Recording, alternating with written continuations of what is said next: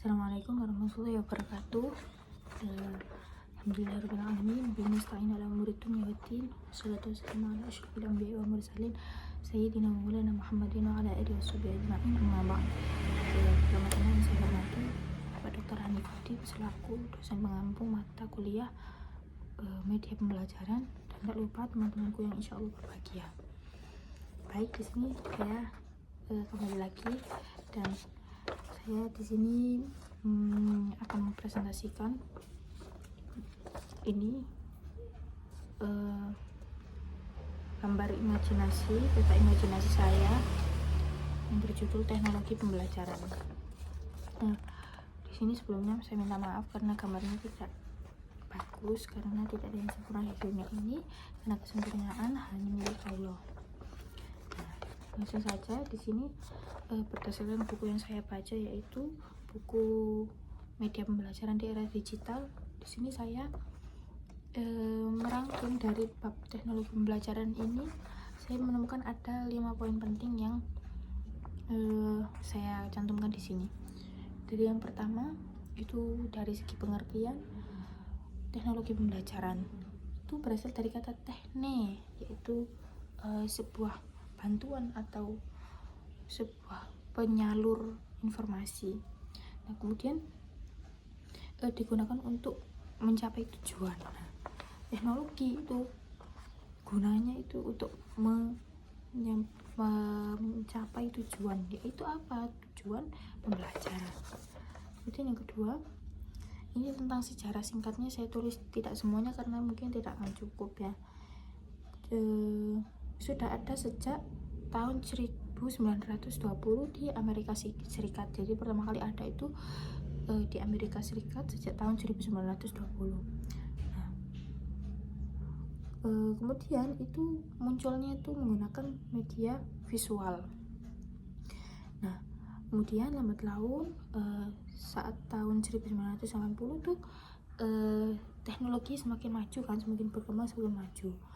Kemudian sampai pada menginjak tahun 1990 itu mulai semakin maju dan mulai pertama kali digunakannya komputer pada media pendidikan gitu. Nah, kemudian pada poin yang ketiga itu apa fungsi dari teknologi pembelajaran. Yang pertama yaitu mempermudah guru. Nah, ini yang paling utama dan memang tujuannya juga, yaitu mempermudah guru. Jadi kita sebagai guru dalam menyampaikan pelajaran itu tidak sembarangan, diperlukan media atau teknologi, karena dengan adanya teknologi seperti mungkin HP atau komputer, radio dan lain sebagainya, proyektor juga itu bisa sangat-sangat membantu. Kayak kita saat menjelaskan pelajaran, mungkin kalau ada yang kurang paham tentang butuh dengan gambaran dan lain sebagainya, itu tuh bisa kita tuh menggunakan proyektor. Nah, itu kan sangat membantu sekali.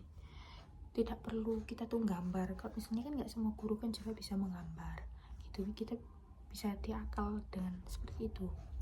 Kemudian yang kedua itu minat belajar siswa itu bisa meningkat. Nah, karena bervariasinya teknologi tersebut dalam pembelajaran itu, jadi siswa itu merasa semangat gitu dengan pembelajaran, kayak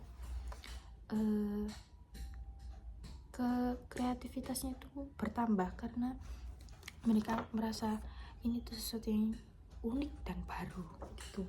Kemudian yang ketiga itu memudahkan akses belajar. Lah, dengan adanya teknologi itu semuanya itu serba cepat, ada Google, ada YouTube dan lain sebagainya, itu bisa dengan cepat dan tidak perlu, mungkin seperti kan kalau zaman dulu belum ada teknologi, masih terbatas, itu masih membuka buku atau masih, intinya mungkin tidak bisa, pertanyaan-pertanyaan yang ada di kepala kita tuh tidak bisa langsung terjawab. Tapi kalau untuk sekarang itu bisa sangat-sangat mudah sekali terjawab karena adanya teknologi. Kemudian yang keempat yaitu mudah dapat info. Nah, ini juga sama seperti yang saya terangkan barusan.